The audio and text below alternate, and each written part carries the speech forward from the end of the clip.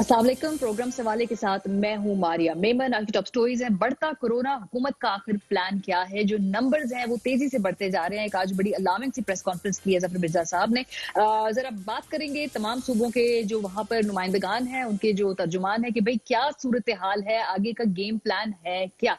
उसके बाद बात होगी जो मेडिकल स्टाफ कोरोना के निशाने पर है। ये फ्रंट फुट पे खेलने वाले ये वो सिपाही हैं जिन्होंने इसका मुकाबला करना है, लेकिन अगर ये खुद घायल हो जाएंगे तो फिर उसके बाद क्या होगा? हुकूमत इनको तहफ़्फ़ुज़ फराहम करने के लिए क्या कर रही है? बड़े कंसर्न्स हैं इन लोगों के। इसके बाद तैयारा हादसा, मुतासरीन की जो दुहाइयाँ हैं वो आज तक ख़त्म होने को नहीं आ रही, और हम बतौर कौम शायद इस लेवल तक पहुँच गए हैं कि यहाँ पर एक तो हादसा होता है और हादसे के बाद जिस तरह से अवाम को ट्रीट किया जाता है और उनको जैसे दर-बदर भटकना पड़ता है, वो उस गम के ऊपर एक मज़ीद जिसे कहते हैं नमक छिड़कने वाली बात होगी। आगाज़ करते हैं जी आज के सबसे अहम टॉपिक से। ऑफ कोर्स के हवाले से हम इसलिए बात करना शुरू करेंगे क्योंकि आज डॉक्टर जफर मिर्जा साहब ने प्रेस कॉन्फ्रेंस करके हमें बताया कि ये जो खतरा है ये अभी आगे मजीद बढ़ने वाला है। जो अलार्मिंग नंबर्स उन्होंने बताए हैं, फिर कैपेसिटी के हवाले से कुछ उन्होंने जिक्र किया। डॉक्टर जफर मिर्जा साहब ने कहा क्या जी, जरा सुनिए। पिछले 24 घंटों के अंदर जो हमारे केसेस कंफर्म हमारे सामने आए हैं वो 2636 केसेस हैं। किसी भी एक दिन जो मैक्सिमम तादाद केसेस की है ये वो नंबर है। 57 डेथ्स रिपोर्ट हुई हैं पूरे पाकिस्तान से। इससे ज़्यादा एक दिन में अभी तक डेथ्स रिपोर्ट्स नहीं हुई। इस वक्त 157 लोग वो वेंटिलेटर्स पे हैं। ये भी मैक्सिमम तादाद है। अभी पाकिस्तान में केसेस और अमवात जो हैं उनके बढ़ने का इम्कान है। जी, डॉक्टर ज़फ़र मिर्ज़ा साहब की आपने बात सुनी है। इस वक्त हमारे साथ वो टेलीफोन लाइन पर भी मौजूद है, लेकिन उनसे बात करने से पहले मैं क्विकली आपको ये डेटा दिखाना चाहती हूँ ताकि आप लोगों को समझ में आ जाए कि सूरत हाल आखिर संगीन कितनी है। ये जो कोरोना केसेस की सूरत हाल है, ये 10,000 केस कितने दिनों में कितनी तेजी से बढ़े हैं, इसका हमने डेटा निकाला है। जो पहले 10,000 केस थे, अगर हम स्क्रीन पर आपको दिखा सकें, तो वो 57 दिन लगे पहले 10,000 केसेस के माइलस्टोन में पहुंचने में पाकिस्तान को। उसके बाद जो दूसरा 10,000 था वो 11 दिन के अंदर हो गया। तीसरा 10,000 6 दिन के अंदर हो गया। चौथा 10,000 7 दिन के अंदर। पांचवा 10,000 5 दिन के अंदर। और जो छठा 10,000 आज हमने ये टच किया है इस फिगर को, उसमें भी हमें 5 दिन लगे हैं। तो जो केसेस हैं वो 64,000 से ज्यादा हैं। अमवात 1,300 से ज्यादा हैं। जो सेहतियाब लोग हैं वो 22,000 के करीब हुए हैं। तो ये जो अलार्मिंग, मैं आपको इसलिए नंबर बता रही हूँ क्योंकि अभी तेजी से बढ़ते ही जाने हैं, और इसका जिक्र आज डॉक्टर साहब ने भी किया है। हमारे साथ टेलीफोन लाइन पर डॉक्टर जफर मिर्जा मौजूद है। बहुत शुक्रिया सर हमें ज्वाइन करने के लिए। सर सबसे पहले तो मैं ये पूछूंगी, जो आपने कहा कि मैक्सिमम जो आज एक दिन में हलाकतों की तादाद, वो भी आपने हमें बताई। फिर ये भी बताया कि जो इस वक्त ये वेंटिलेटर ऑक्यूपेंसी है, ये भी पाकिस्तान में इस वक्त मैक्सिमम है। सर ये क्या हमने पीक हिट कर लिया है, लेकिन क्या ये नंबर यहाँ से ऊपर जाना है? आप लोगों का क्या तज्जिया है, क्या एस्टिमेट्स है हुकूमत के? जी बहुत शुक्रिया। जी ये 3 नंबर जो मैंने आज आपको दिए हैं ये वाकई ऐसा ही है। ये मैक्सिमम नंबर्स अभी तक हमने रिकॉर्ड किए हैं किसी भी 24 आवर्स में। जहाँ तक इस बात का ताल्लुक है कि हमने पीक अचीव कर ली है या नहीं, तो इसका जवाब तो आने वाले दिनों में है। अंदाज़ा यही है कि अभी पीक हमने अचीव नहीं की, और आने वाले दिनों में केसेस और अमवात बढ़ने का इम्कान है। अच्छा सर, तो ये आपका क्या एस्टिमेट्स है, कब तक पाकिस्तान में ये पीक हिट करेंगे हम? कि क्या आपके पास टाइमलाइन है? हुकूमत जो सोचती है, आप लोग जो अपनी स्ट्रेटजीज बनाते हैं? देखें जी, वैसे तो अगर मैं ये बात कहूँ तो लोग कहेंगे जी आप हमेशा यही कहते हैं, लेकिन फिर भी कहना पड़ेगा कि आने वाले जो 2 हफ्ते हैं ये काफ़ी क्रिटिकल हैं, और इसमें हमें अंदाज़ा होगा कि हम पीक की तरफ मूव कर रहे हैं या अभी हम यानी पीक अचीव कर ली है या हम अभी असेंड कर रहे हैं। तो फिलहाल तो अगले चंद दिनों में केसेस बढ़ते हुए ही नजर आ रहे हैं। अच्छा सर, तो हमारी फिर पॉलिसी इस वक्त है क्या? जैसे आपने कहा कि अगले 2 हफ्तों में हमें ये पता चलेगा कि हम असेंड कर रहे हैं या हम पीक करने वाले हैं। तो आज मैं सुन रही थी पंजाब के अंदर रेस्टोरेंट्स भी खुल रहे हैं, फ्लाइट्स भी खुल रही हैं। तो जब हम बिल्कुल हिट करने वाले हैं ये पीक या ये असेंड, तो ये हमारी ये वाइज पॉलिसी है, सब कुछ खोल दें, ठीक है, अल्लाह अल्लाह करेगा, अल्लाह ख्याल करेगा? नहीं जी, बात यह है कि अगर तो हम सिर्फ डिजीज के बारे में सोचें, अगर हमने सिर्फ डिजीज को ही कंट्रोल करना है तो फिर तो कंप्लीट लॉकडाउन करना चाहिए और बहुत पहले करना चाहिए था और तमाम पाकिस्तान को कॉर्डन ऑफ भी कर देना चाहिए था। लेकिन रियलिटी ये नहीं है। रियलिटी में आपको चीजें बैलेंस करनी पड़ती हैं और आपको एक बैलेंसिंग एक्ट है ये मुस्तकिल आप सूरत हाल को मॉनिटर करते हैं और पॉलिसीज अपनाते हैं। गवर्नमेंट के लिए obviously these are difficult tough choices, लेकिन सूरत हाल ये है कि हमारी ओवरऑल सिचुएशन पूरे साउथ एशिया के अंदर अगर हम आइसोलेटेड देखें, बढ़ रहे हैं, बिल्कुल बढ़ रहे हैं, बात हो रही हैं, बिल्कुल हो रही हैं। लेकिन जब आप इनको कंपैरिजन करते हैं यूरोप और अमेरिका के साथ और जिस स्पीड पे वहाँ पे चीजें हुई और जिस स्केल पे वो चीजें हुई, उस तरह का पैटर्न हमें साउथ एशिया के अंदर नहीं मिल रहा। लेकिन डॉक्टर साहब ब्राजील में बिल्कुल यही पैटर्न था सर। शुरू में उनको भी लगा कि हमारे यहाँ पे इतनी हम बात नहीं हो रही हैं, तो लेकिन उसके बाद आपने देखा कैसे क्लाइम किया वो नंबर। तो हम अमेरिका यूरोप क्यों देख रहे हैं हम, और ये साउथ अमेरिकन ममालिक या दूसरे दीगर ममालिक क्यों नहीं देख रहे, खुदा न खास्ता? नहीं जी, सब देख रहे हैं। और एक और चीज जो बड़ी वाज़ेह हो रही है वो ये भी है कि पिछले दिनों पे इसके ऊपर काफी लिखा भी गया है कि लॉकडाउन का जो इफेक्ट है वो भी बहुत वाज़ेह नहीं है। लिहाजा आपको यहाँ ये देखना है कि आपकी तकरीबन 13-14 करोड़ अवाम जो है वो आइदर बराह रास्त या इनडायरेक्टली डेली वेजर्स हैं और उसके ऊपर आप बहुत ज्यादा देर तक लोगों को बंद करके नहीं रख सकते। तो it's as I said it's a tough choice. लेकिन आपको ये भी देखना है कि लोग लाइव्स एंड लाइवलीहुड्स के दरमियान अपने बैलेंस करना है and that's what government is trying to do ji. ठीक है सर, तो अभी ये होगा जो मैं अगर बिल्कुल आसान अल्फाज में आपसे पूछूं कि अगर हम उस पॉलिसी की तरफ बढ़ रहे हैं कि जिसमें हमारा ख्याल है कि जब ज्यादा से ज्यादा लोग इससे गुजर जाएंगे तो एक कम्युनिटी डेवलप हो जाएगी हम लोगों की, क्योंकि रुक तो नहीं रहा, लोगों से रिस्पॉन्सिबिलिटी की आपको तवक्को थी वो तो हो नहीं रहा, तो फिर इसका मतलब है कि यही हमारी पॉलिसी है? ये बिल्कुल पॉलिसी नहीं है जी। हम ये नहीं चाह रहे कि दानिस्तान सिर्फ हर्ड इम्यूनिटी हो जाए और सब ठीक हो जाए, ऐसा नहीं है। हमने शुरू से अब तक आपको पता है कि मुख्तलिफ तरह के लॉकडाउन्स किए, बड़े इज्तिमात बंद किए, बड़ी दुकानें बंद की, स्कूल कॉलेजेस बंद किए, फैक्ट्रीज बंद की, और फिर आहिस्ता आहिस्ता चूंकि आपने जिंदगी का रोजमर्रा भी चलाना है तो फिर एसेंशियल शॉप्स खोली, फिर बाकी चीजें खोली। तो ये एक मुस्तकिल चीज है जिसको हम फॉलो कर रहे हैं।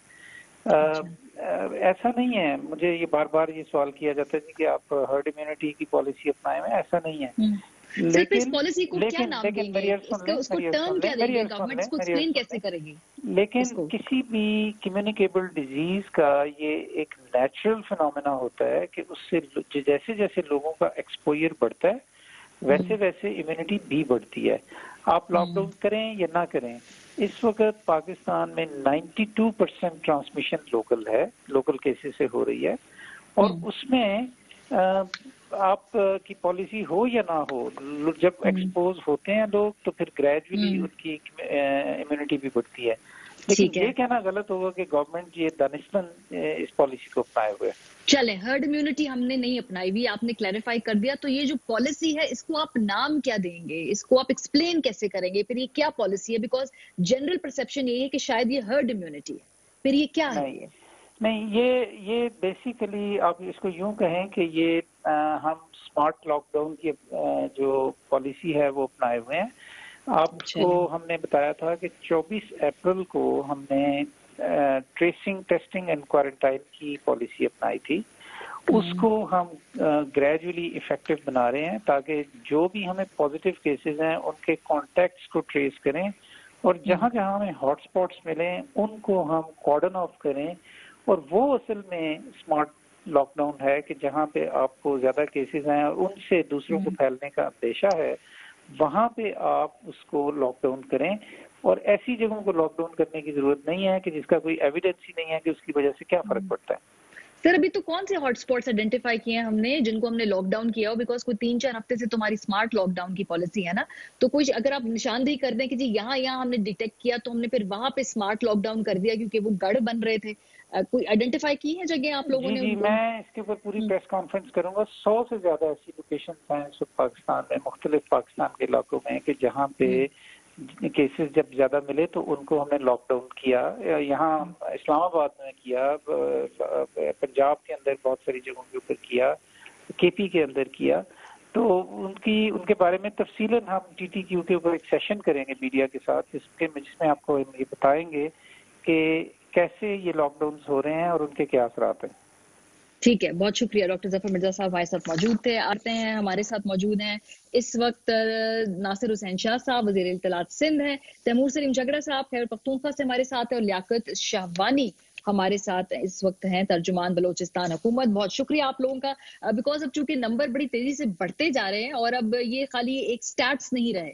पर्सनली मैं लोगों को जानती हूँ जो कि कोरोना का शिकार भी हो रहे हैं और उनमें से कुछ लोग हैं जो बेचारे इससे रिकवर नहीं कर पाए हैं। तो पहले जैसे हमें लग रहा था कि ये दूर पार की बात है, हम किसी ऐसे को जानते नहीं है तो शायद ये सच नहीं है। आई होप ये वो लोग जो उनको शक था कि भाई ये बीमारी है भी या नहीं, अब उन्हें यकीन हो गया होगा कि ये कोई कॉन्स्पिरेसी नहीं है, ये वाकई एक बड़ी संगीन बीमारी है।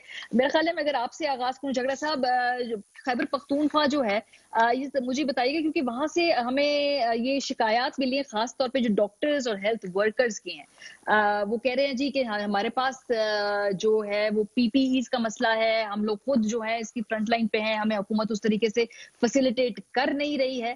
तो पहले तो ये बता दीजिए सर, कर क्या रहे हैं आप लोग डॉक्टर्स वगैरह को प्रोटेक्ट करने के लिए? बड़ी शिकायत है, उन्होंने आज प्रेस भी की है। अगर इंडिविजुअल या स्पेसिफिक शिकायत हो वहाँ पे हम इंटरवीन करेंगे। ओवरऑल अगर मैं बताऊं, PPEs की शुरू में कुछ जगहों पे फीडबैक आती थी कि डिस्ट्रीब्यूशन में इश्यूज थे, उस लेवल की नेगेटिव फीडबैक नहीं आ रही। मैं आपको ओवरऑल जो पिक्चर बता रहा हूँ, ये जरूर है कि जैसे आप देखते हैं कि जब वायरस फैलता है और मुख्तलिफ फेजेस में जब फैलता है तो जो लोगों के रिएक्शंस होते हैं, कभी पॉजिटिव कभी कम पॉजिटिव, वो भी साइकिल्स में जाते हैं। और रिएक्शंस को बर्दाश्त करना, कंटेक्चुअलाइज करना, जहां पे एक्शन लेना है वहां पे एक्शन लेना, वो हमारे लिए जरूरी है इन अ सेंसिबल मैनर, पैनिक ना करते हुए। अब इसी तरीके से जैसे ने कहा, जो हमारी ज्यादातर कैपेसिटी पे प्रेशर है वो पेशावर में है, जैसे पाकिस्तान के 2-3 बड़े शहरों में। एक अस्पताल के MD से आज बात की, एक की लीडरशिप से कल मीटिंग है, और तीसरे को जहां पे which is now going to become our 10th lab in the province, उनके साथ कल ऑन द फील्ड जो है वो विजिट। तो वहां से फीडबैक आती है। डॉक्टर्स को मैं ये मैसेज बार बार देना चाहूंगा टू रीअश्योर देम, बल्कि डॉक्टर्स को नहीं, पूरी हेल्थ केयर कम्युनिटी को, कि मुश्किल वक्त में आपने लीड करना है। गवर्नमेंट, चीफ मिनिस्टर और पूरी कौम आपके साथ है। You not just on the front line, लेकिन जो भी हम आपके लिए कर सकते हैं वो करना पड़ेगी। लेकिन मुश्किल वक्त में हम सबको जिनको एक रिस्पॉन्सिबिलिटी दी गई है वो रिस्पॉन्सिबिलिटी अदा करनी पड़ेगी, और जहां पे फीडबैक देनी है और उसके साथ जो करेक्टिव एक्शन लेना पड़ेगा वो कंटिन्यूअली लेना पड़ेगा। इसमें हमारा भी एक रोल है, डॉक्टर्स और सोसाइटी का भी एक रोल है, और आपका भी एक रोल है। जहां पे आप वो मुस्बत फीडबैक देंगे, वील टेक एक्शन इमीडिएटली। बिल्कुल जी, हम तो 2 महीने से लोगों को समझा के थक गए हैं। मेरा ख्याल है कोई सीरियसली अवाम जिस तरह से लेना चाहिए था ले नहीं रहे हैं। नासिर साहब, मैं आपकी तरफ बढ़ूंगी क्योंकि मैं आज देख रही थी मुर्तजा वहाब साहब ने भी ट्वीट की जिसमें उन्होंने कहा है कि जी बच्चों के अंदर बहुत बड़ी तादाद के अंदर कोरोना जो नजर आया है, जो 10 साल से कम उम्र के बच्चे हैं बाय द वे। सो अभी आपने सुना डॉक्टर जफर मिर्जा भी कह रहे हैं कि 2 हफ्ते में हमें पता चलेगा कि हम असेंड किस तरह करेंगे और हम पीक पे कैसे जाएंगे। तो अभी कैपेसिटी के हवाले से जरा मुझे बताइए कि क्या जो हमारे हेल्थ केयर पे हमारा खदशा था कि जी बहुत ज्यादा लोड आएगा, हम वो संभाल पाएंगे या संभाल नहीं पाएंगे? सिंध हुकूमत कहाँ पे खड़ी है? कितनी % ऑक्यूपेंसी है आपके वहां पर जो हॉस्पिटल बेड्स हैं और खासतौर पे वेंटिलेटर्स हैं? बिस्मिल्लाहिर्रहमानिर्रहीम, अल्लाहुम्मा सल्ली अला मुहम्मदिन व आलि मुहम्मद। देखिए, हमने जो भी कैपेसिटी बढ़ाई है, हमने अपनी पूरी कोशिश की है कि 12,000 के करीब बेड जो हैं पूरे सूबे में हमने रखे हैं, लेकिन उनको बढ़ा रहे हैं कोई 20,000 तक। लेकिन मारिया, ये कोई बड़ी वो नहीं है जिसको हम कह दें कि हमने बहुत कुछ कर लिया। यही वजह थी कि हम शुरू से ही कहते थे, 26 फरवरी से ही कह रहे थे कि सीरियस हुआ जाए, वो स्टेप्स लिए जाएं ताकि इस वायरस को हम रोक लें। ये वायरस कोई हमारा लोकल तो नहीं था, ये तो जाहिर है बाहर से आया। तो वो अगर इकदामात, इसी वजह से हम लोग कह रहे थे, चीफ मिनिस्टर सिंध मुराद अली शाह साहब या सब लोग, जिनको सीरियस नहीं लिया गया। तो अब वही सूरत हाल है, हम बहुत परेशान हैं। और जैसे मुर्जा वहाब साहब ने कहा, ये हकीकत है कि एक बहुत बड़ी परसेंटेज आ रही है छोटी उम्र के बच्चों की, खवातीन की, क्योंकि ये जो एहतियात नहीं करते, बाहर जाते हैं, घूमते रहते हैं, बेएहतियाती करते हैं, घरों को जाते हैं तो अपने बच्चों को भी अफेक्ट करते हैं। जो खवातीन हैं वो भी इससे मुतासिर हो रही हैं। और भी तो हमने कोशिश कर रहे हैं, हम अपनी पूरी कोशिश करेंगे इंशाल्लाह। जो भी चीज़ है, हम अगर कोई इस तरह की बात कर रहे हैं, हम पर इल्ज़ाम लगा दिया जाता है ये लोगों को डरा रहे हैं। हम डरा नहीं रहे, हम हकीकत बता रहे हैं। और ये हम तो अवेयर ही नहीं थे ना। मुराद अली शाह साहब कोई डॉक्टर थोड़ी हैं, सर्जन थोड़ी हैं वो। ये जो हमने टास्क फोर्स बना दी थी 27 फरवरी से, जिसमें माहिरीन को रखा था एपिडेमिक डिजीजेस के, हेल्थ के, WHO, UNICEF, दीगर इदारों के। तो हेलो, जी जी बिल्कुल, आपकी आवाज आ रही है। जी जी शाह साहब, आपकी आवाज आ रही है आपको? जी जी बिल्कुल, आप बताएं। जरा ठीक है, मैं शाह साहब से दोबारा राब्ता कर लेते हैं। शमाई साहब, मैं आपकी तरफ बढ़ूंगी, यही सवाल मेरा आपसे होगा, क्योंकि अभी ये केसेस मजीद ऊपर जाने हैं। डॉक्टर जफर मिर्जा साहब तो कह रहे हैं जी हर्ड इम्यूनिटी की टेक्निक नहीं है। बहरहाल इसको कहेंगे क्या, ये इसका ऑल्टरनेटिव भी हम समझ नहीं पाए कि अगर ये पॉलिसी नहीं है तो फिर क्या पॉलिसी है। बहरहाल बलोचिस्तान में इस वक्त जो कैपेसिटी है वो आप कितने परसेंटेज पे आप लोग चल रहे हैं उसके? क्या अभी आपके पास इतना मार्जिन है कि और केसेस आएंगे तो आप लोग उनको संभाल लेंगे, उनको ट्रीट कर लेंगे? शवानी साहब जी, कुल परसेंटेज जो है खसूसन 1 मई से आज तक इसमें इंक्रीज जो है केसेस में 64% आया है। कुल 2928 हमारे कोरोना पॉजिटिव पेशेंट्स हैं। और इसमें जो आप बच्चों का बता रहे हैं 7% जो है 1 से 10 साल के बच्चे हैं, और खवातीन जो है इसमें 21%, और मेल जो है 79% वो मुतासिर हुए कोरोना से। और खसूसन 20 से 40 साल जो एज ग्रुप है, इसकी तादाद है 46%, 46%, ऑलमोस्ट ऑफ। इसका मतलब है हमारे जो यंग हमारी पॉपुलेशन है वो ज़्यादा गैर मोहतात हैं। ओवरऑल जो परसेंटेज रहा है, एवरेज हमारा जो है 13% रहा है, और ये 13% जो है 12-13 का एक फ्लक्चुएशन रहा है, इससे आगे नहीं बढ़ा। लेकिन गुज़िश्ता चंद हफ्तों से जो डेली हम टेस्ट कंडक्ट कर रहे हैं उसकी एवरेज 25 से 32% डेली। अब हमने कल 441 टेस्ट कंडक्ट किए, जिसमें 141 जो है वो पॉजिटिव आया है, जो 32% बनते हैं। बलूचिस्तान में अब भी 10 डिस्ट्रिक्ट ऐसे हैं कि जहां पे केसेस सामने नहीं आए या बहुत कम सामने आए।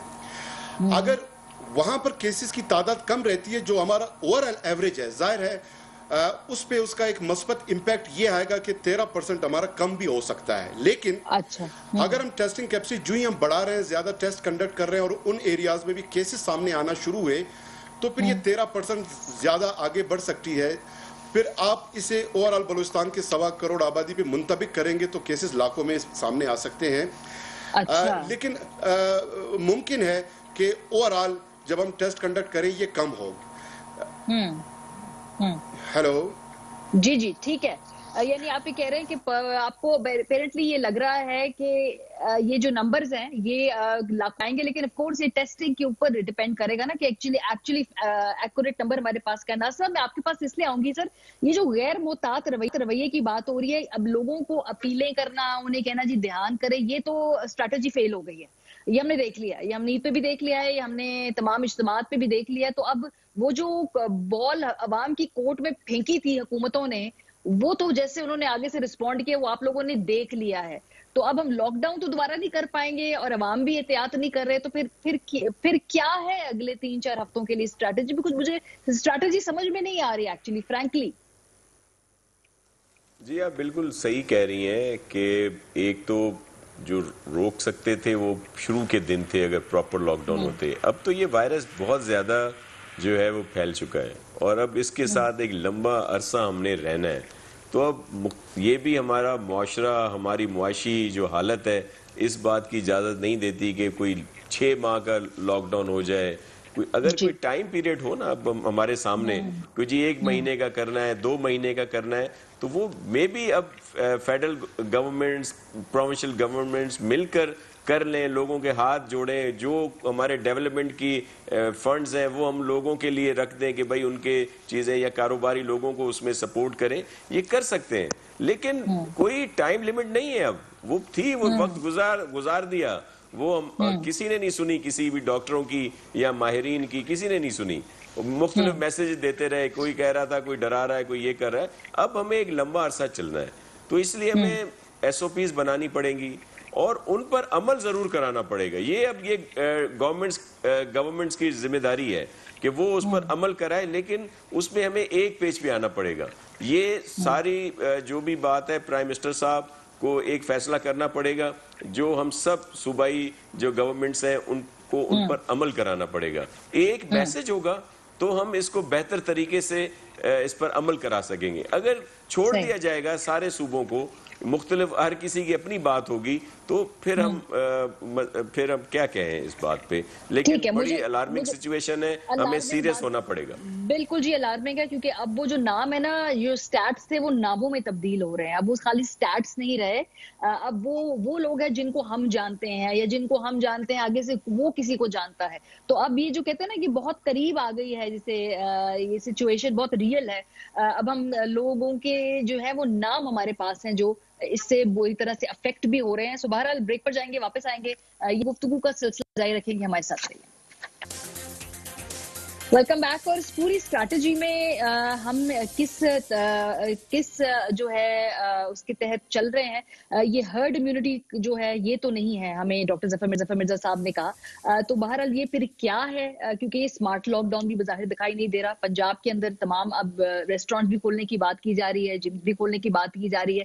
तो वो बंद कौन सी है जगह जो हमने स्मार्ट लॉकडाउन किया हुआ है, वो मुझे समझ नहीं आ रहा है। इसके अलावा अब जो इंटरनेशनल फ्लाइट्स हैं वो भी खोलने की आज से बात की जा रही है। अगेन ये स्ट्रैटेजी का नाम क्या है शायद हमें कोई बता पाए, लेकिन जो टेस्टिंग इसका एक बड़ा अहम फेज है। और पाकिस्तान में जो मुख्तलिफ औकात पर स्टेटमेंट्स दी गई थी, खासतौर पे जफर मिर्जा साहब ने 20 अप्रैल को कहा था, आपको याद करा दें कि पाकिस्तान में हम टेस्टिंग की कैपेसिटी को कहां तक लेकर जाएंगे। सो 20 अप्रैल को वज़ीर आज़म के मुआविन खुसूसी डॉक्टर जफर मिर्जा अप्रैल के आखिर तक यौमिया टेस्टिंग की सलाहियत 20,000 पहुंचाने का इरादा किया था। अच्छा, इसको एक कदम आगे ले गए जो चेयरमैन थे NDMA के। 27 अप्रैल को chairman NDMA lieutenant general Mohammad Afzal साहब ने कहा कि कोरोना की यौमिया टेस्टिंग की सलाहियत 40,000 तक पहुंचाने का हम जो है इरादा रखते हैं। सो अभी हम आपको बताएं कि एक्चुअली हमारी कितनी टेस्टिंग कैपेसिटी है जी, 16,596, ना 20,000 ना 40,000। और आप ये देख सकते हैं कि पंजाब में, सिंध में, खैबर पख्तूनख्वा, बलोचिस्तान, इस्लामाबाद, गिलगित बल्तिस्तान में इस वक्त यौमिया टेस्ट हम कितने कर रहे हैं। इसमें पंजाब और सिंध जो है वो आगे हैं। पंजाब 5,810 कर रहा है, सिंध 5,000 के करीब कर रहा है। जो लेबोरेटरीज है पाकिस्तान में टोटल, वो भी आपको हमने बता दिया कि जी 16,000 से ज्यादा जो टेस्ट पर डे करने के लिए 58 लेबोरेटरियां हैं। तो टेस्टिंग की तो जी हमारी इस वक्त ये है कैपेसिटी। लॉकडाउन जो है हम करने के मुतहम्मिल हो नहीं सकते हैं। सो जगरा साहब, फिर आप इस जो हमारी स्ट्रैटेजी है इस वक्त, जो कौमी स्ट्रैटेजी है ना, अब तो तमाम सूबे ये गानेगत से ही काम कर रहे हैं।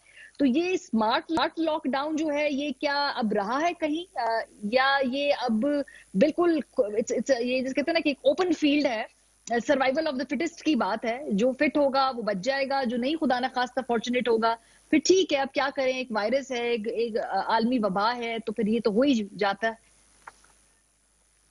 जी मारिया, आपने 2-3 बड़े इंटरेस्टिंग पॉइंट्स किए। मैं कोशिश करता हूँ कि दोनों तीनों को एड्रेस करता हूँ।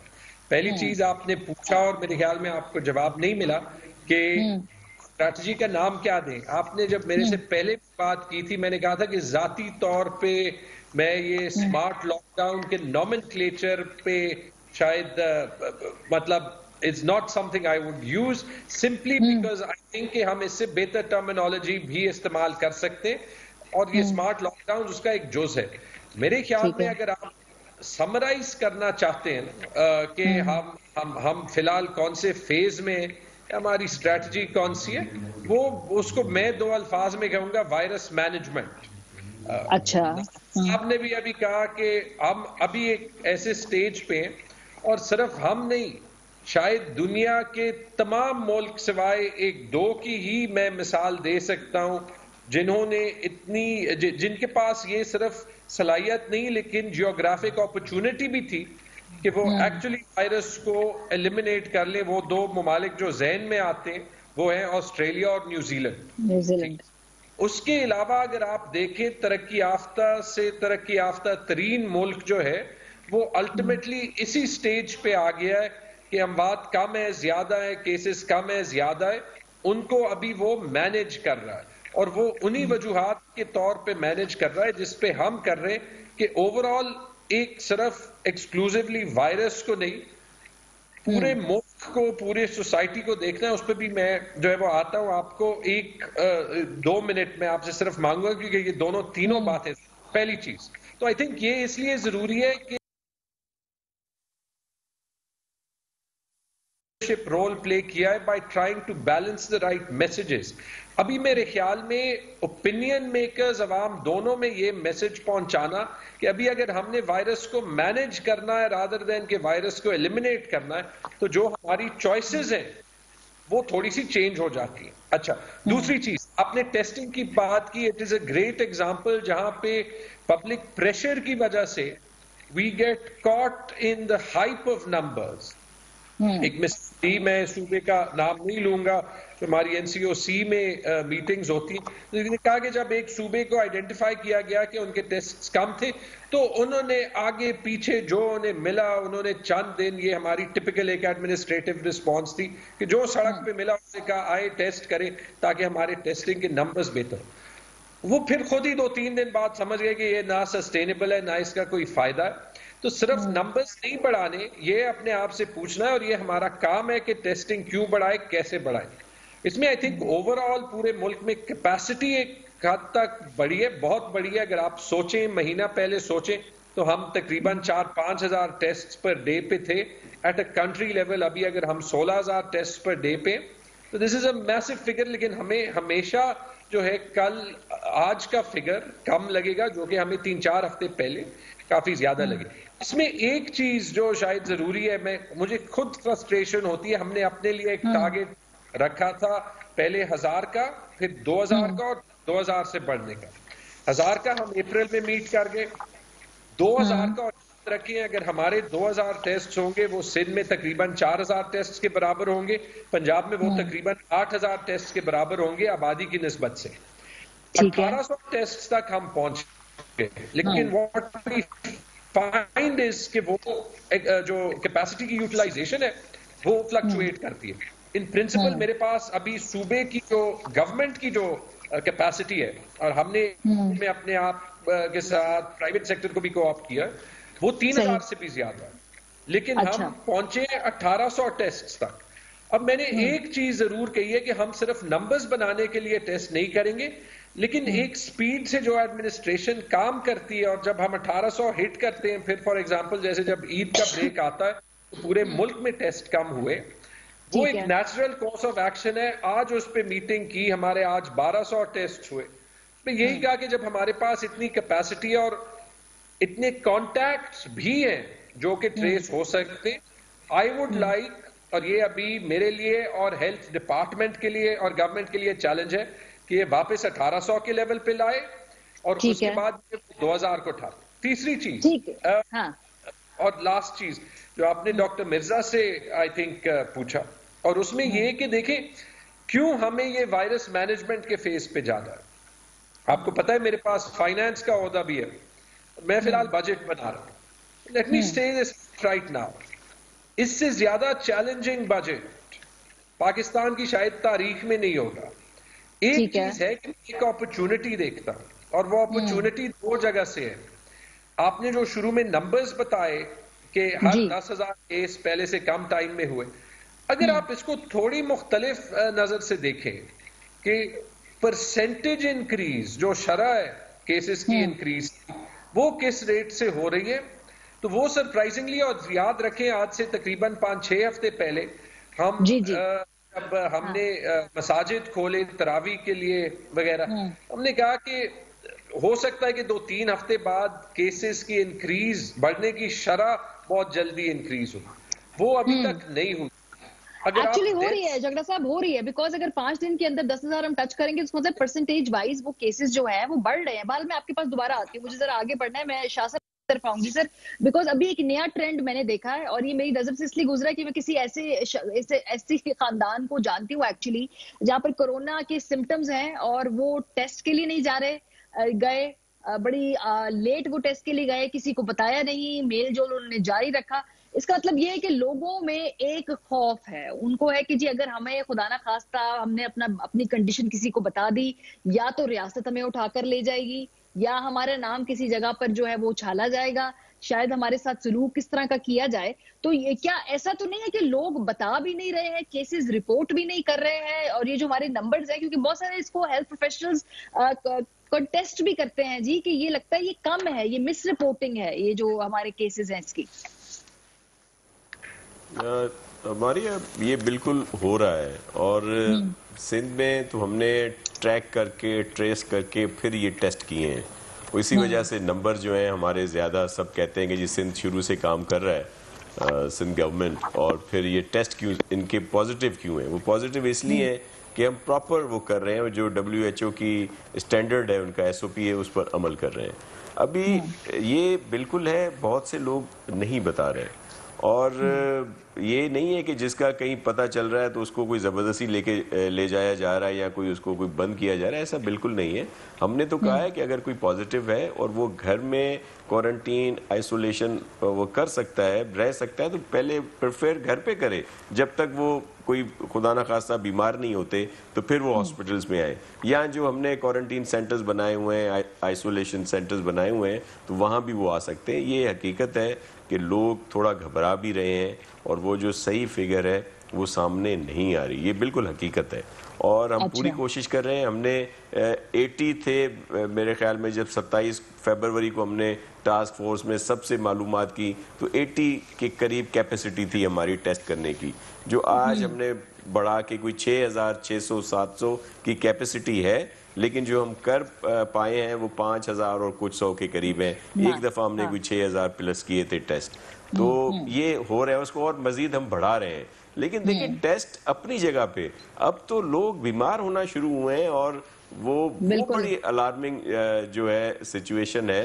तो अब हमने कोई मिलकर कोई एक स्ट्रेटजी ज़रूर बनानी होगी ताकि इसको फेस कर सकें, और इसमें अल्लाह ही मदद कर सकता है।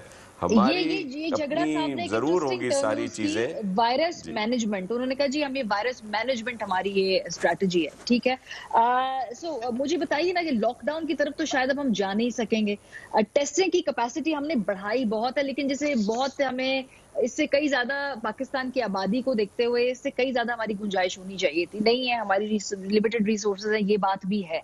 सो अब इससे आगे आप कह रहे हैं जी स्ट्रैटेजी बनानी होगी, तो वो क्या स्ट्रैटेजी होगी? मतलब वो शिप सेल नहीं कर गई जिसमें हमने शायद ही उसको इंटीग्रल पार्ट जहां हमने इसको कंट्रोल करना था, अब हम फ्री फ्लोटिंग उसमें है, स्टेज में है कि जी ये जिधर ले जाए हमें। जी बिल्कुल, इस वक्त मैं उस पर क्या कमेंट करूं, जो भी है, लेकिन स्ट्रेटेजी अब ये बनानी है कि हमने जिंदगी कैसे गुजारनी है। अब ये SOPs बनानी है। अब हमने एहतियाती तदाबीर हर फील्ड में, हर सेक्टर में, जो भी हमारी लाइफ के सेक्टर हैं, उनमें हमने इसको इंट्रोड्यूस कराना है, उन पर अमल कराना है। अब ये गवर्नमेंट्स का जो है ना, ये उनकी जिम्मेदारी है। अब वो बाकी चीज़ें जो हैं वो झगड़ा साहब माशाल्लाह बहुत पढ़े लिखे भी हैं और अच्छा काम कर रहे हैं बहुत ज़्यादा। वो हमें सजेशन जो उनकी अच्छी सजेशंस होगी हम यहाँ भी अडॉप्ट करेंगे। इसलिए तो मैंने कहा है कि हम सबको मिलकर काम करना है, और प्राइम मिनिस्टर साहब इसकी लीड लें, और वो जो एक बनाएंगे, स्ट्रेटजी बनाएं, जो SOPs के लिए कहें, जो एडवाइजरी वो निकालें, उस पर हम सबको अमल करना होगा ताकि हम लोग एक बेहतरी की तरफ जा सकें।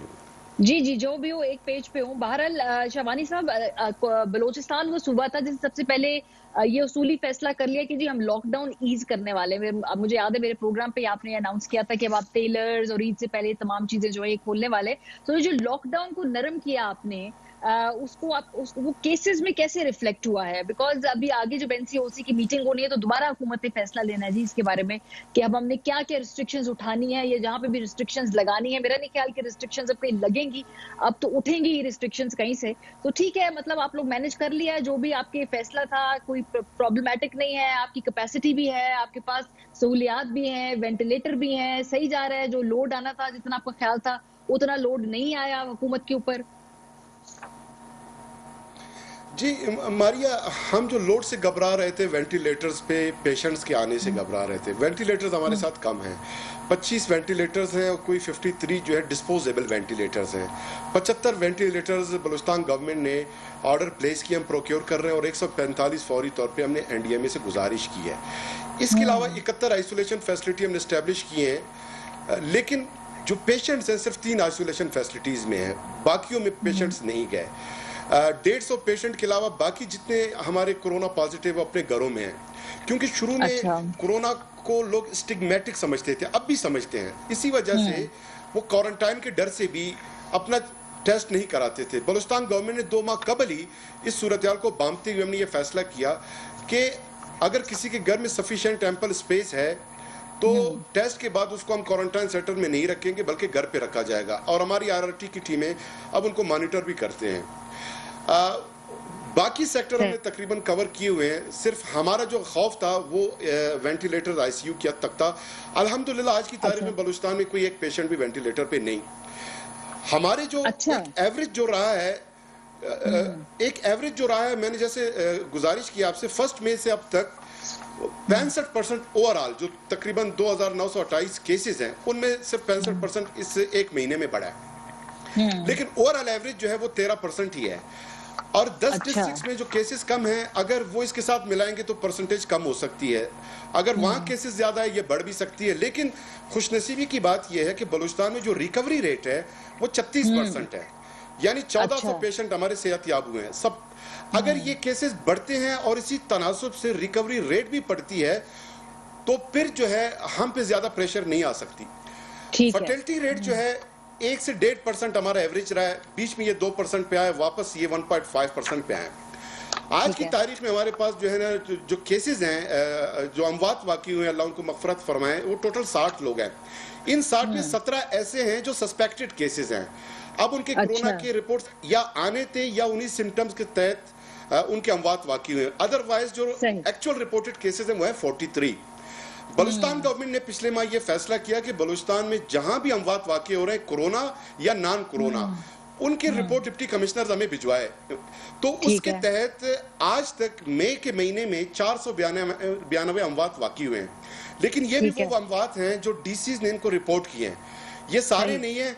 आज सीएम साहब ने ये फैसला किया है कि कोई भी कहीं भी बलूचिस्तान में कोई शख्स उसकी जो मौत वाकई हो रही है उसको भी अब डीएसआर जो है रिपोर्टिंग का हिस्सा बनाया जाए। अब उसमें हमें फिर नजर आएगा कि टोटल कितने लोग दुनिया को छोड़कर चले गए और उनमें कोरोना कितने हैं। अच्छा है, उसमें हमें यह भी पता चलेगा कि मुख्तलिफ डिजीजेस का बलूचिस्तान में क्या रेशो है और किन डिजीज से लोग जो है ज्यादा फौत हो रहे हैं। तो ओवरऑल जो आपने मैनेजमेंट का जिक्र किया, हमने इसको नाम दिया सीपीएम, कोरोना पैंडेमिक मैनेजमेंट। अब इसमें बलूचिस्तान गवर्नमेंट का मोटो है कि एसओपीज के साथ हमें कोरोना के साथ जीना सीखना होगा, वरना कोरोना हमें जीने नहीं देगा। कोरोना इन्फेक्शन होता है भी हमें जीने नहीं देगा, अमवात वाकई होता है भी जीने नहीं देगा, स्ट्रिक्ट लॉकडाउन होती भी है तब भी भूख हमें जीने नहीं देगा। तो हम गुजारिश कर रहे हैं कि लोग एसओपीज को फॉलो करें और इन्हीं एसओपीज के साथ स्मार्ट लॉकडाउन के, रिलैक्स लॉकडाउन के, इसी सूरत-ए-हाल में जिंदगी को रवा दवा। पिछले 2-3 महीनों से हम लोगों से गुजारिश करते ही जा रहे हैं। खुदा के वास्ते अपने ऊपर रहम कर लीजिए, घर वालों पे रहम कर लीजिए। और मैं यहाँ पर खास तौर पर सोशल स्टिग्मा के हवाले से बात करना चाहूंगी कि अगर आपको खुदा ना खास्ता सिम्टम्स हैं तो प्लीज उन्हें छुपाइए मत, अपना टेस्ट कराइए, अपने इर्द गिर्द के लोगों को मुतल्ला कीजिए, बिकॉज इससे ये होगा कि आप किसी और तक ये वायरस पहुंचाने से पहले जरा उसको कंटेन करने में कामयाब हो जाएंगे। आपकी सोशल रिस्पॉन्सिबिलिटी है कि आप जो है लोगों को बताइए और अपने आप को टेस्ट भी करवाइए। पंजाब से हमारी कोशिश थी, डॉक्टर यास्मीन राशिद साहिबा हमारे साथ होती है, लेकिन बहरहाल उन्होंने कहा कि वो प्रेस कॉन्फ्रेंस करेंगी, उसमें वो तमाम हकाइक बताएगी, उसके बाद वो किसी ना किसी टेलीविजन शो पे आएंगी। तो पंजाब की रिप्रेजेंटेशन इसलिए आज हमारे पास नहीं थी। बहुत शुक्रिया, तीनों सूबों से हमने अपडेट ली कि कोरोना की जो सूरत हाल है उनके जो इलाके में वो क्या है। ब्रेक पर जाएंगे, वापस आएंगे। जो पूरी कौम एक कर्ब से गुजरी है, PIA का जो हादसा हुआ है ईद से 2 दिन पहले, बहुत सारे लोग अभी तक अपने घर के लोग जो थे जो इस वाकये में शहीद हुए हैं, उनकी लाशों को आइडेंटिफाई करने में, उन्हें हासिल करने में कामयाब नहीं हुए हैं। कौमी सानिया एक तरफ, लेकिन जिस तरह से हम ट्रीट करते हैं उसके बाद अपनी आवाम को, वो एक अलहदा स्टोरी है। ब्रेक के बाद हमारे साथ रहिए। वेलकम बैक जी। और कराची में जो PIA का जहाज था, तैयारा जिसको हादसा हुआ था, उसको 1 हफ्ता गुजर गया है, लेकिन अभी भी बहुत सारे जो बदनसीब लोग हैं, फ्लाइट में सफर करने वालों के जो लवाहिकीन हैं, अपने प्यारों की निशानियां ढूंढ रहे हैं। कुछ लोगों को उनके प्यारों के जस्ते खाकी मिल गए हैं, जैसे भी हालत में मिले हैं, और बाकी कुछ लोग हैं जिनको अपने खानदान के आधे लोग मिले हैं। हुकूमत और PIA इंतजामिया का रवैया है वो ये है कि हादसे की जिम्मेदारी के हवाले से भी इंक्वायरी मुकम्मल नहीं हुई और पहले से बयान जारी किए जा रहे हैं। जो सबसे बड़ा ग्रीवेंस है इन लोगों की, वो ये कहते हैं जी कि कोई वन विंडो ऑपरेशन नहीं है। सिंध हुकूमत, विफाकी हुकूमत, PIA, इसके बीच में हम शटल कॉक बने हुए हैं। हमें जो मालूमात चाहिए होती हैं कोई देने को तैयार नहीं है, उल्टा हमें टेलीफोन कॉल करके हमसे बार बार मालूमात ली जाती हैं और ऐसा लगता है कि जैसे तहकीकात हमने करनी है। हमको सुनवाना चाहते हैं उन लोगों के बारे में जो इतनी अजियत से गुजरे हैं कि उन्हें सोशल मीडिया पर वीडियोस रिलीज करनी पड़ गई हैं। मत करे लोगों को इतना जलील, मत उन्हें भटकाएं इतना दर बदर। ये इतने ज्यादा कर्ब से गुजर रहे हैं, उसके ऊपर इस तरह आप लोग उनको ट्रीट करेंगे। हम रियासत के तौर पे हम कहां पर आकर खड़े हो गए हैं कि लोगों में जहां पे एक बाप है वो उतने दिनों के बाद अपने बच्चों के जस्ते खाकी उसको मिल गए हैं, वो उसी बात पे शुक्रगुजार है। मतलब हम कौन हैं, हम क्या मुआशरा है। जो DNA टेस्ट कर रहे हैं वो उसके बारे में ये लोग कह रहे हैं कि जी उसके अंदर फॉल्ट है, वो एररनेस है। तो ये जो रियासत के बारे में वो कहते हैं कि हमें कोई ट्रस्ट नहीं है, हुकूमत से हमारा कोई जो है एतमाद का रिश्ता नहीं है। ये तमाम वो बातें हैं जिसकी वजह से जो हुकूमत है उसके ऊपर ना लोग एतमाद कर रहे हैं, ना उसकी बात सुनने को तैयार है, और ये हमारे पूरे मुआशी रवैये के ऊपर झलक रहा है। जो वजीर साहब है जी कुछ अरसे के बाद एक प्रेस कॉन्फ्रेंस कर देते हैं, और आज भी उन्होंने प्रेस कॉन्फ्रेंस की, सवालात उन्होंने इकट्ठे कर दिए। अगर एक तहकीकाती कमीशन बना दिया उसके रिजल्ट आने का इंतजार कर लीजिए, बजाय से कि प्रेस कॉन्फ्रेंस कर करके ऐसे सवाल आप उठाएं। कह रहे हैं जी इन पे बात कम की जाए, मुनासिब होगा, फिर बात भी खुद कर रहे हैं। इससे पहले CEO जो है PIA के, वो भी आकर प्रेस कॉन्फ्रेंस कह रहे हैं, क्लीन चिट दे दी कुछ इदारों को उसके अंदर उन्होंने। तो ये पे तहकीकाती रिपोर्ट सामने लाने का मकसद क्या है? अगर प्रेस कॉन्फ्रेंसेस में आपने सब कुछ डिक्लेयर कर देना, इंतजार कीजिए। एक ऐसी कमीशन बना दिया जिसके ऊपर भी लोग सवालात उठा रहे हैं जी कि क्या वहां पर मुकम्मल टेक्निकल एक्सपर्टीज है या नहीं, और उसके ऊपर से प्रेस कॉन्फ्रेंसेस जारी। प्रोग्राम का वक्त खत्म हो गया, अपना फीडबैक देना मत भूलिएगा। ख्याल रखिए, खुदा हाफिज।